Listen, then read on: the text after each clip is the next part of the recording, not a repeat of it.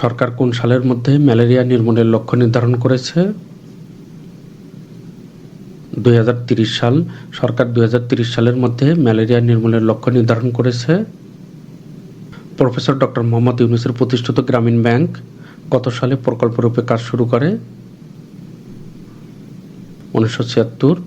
Professor doctor Mohammad ইউনূসের প্রতিষ্ঠিত গ্রামীণ bank 1976 সালে প্রকল্পরূপে কাজ করে, কিন্তু গ্রামীণ ব্যাংক প্রতিষ্ঠিত হয় 1983 সালে। ছাত্র জনতার অভ্যুত্থানে শহীদদের স্মরণে জুলাই শহীদ স্মৃতি ফাউন্ডেশন গঠন করা হয় কবে?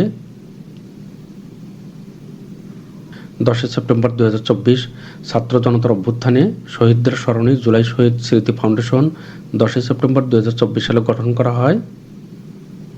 ডক্টর মোহাম্মদ ইউনূস অন্তর্বর্তীকালীন সরকারের প্রধান উপদেষ্টা হিসেবে দায়িত্ব গ্রহণ করেন কবে?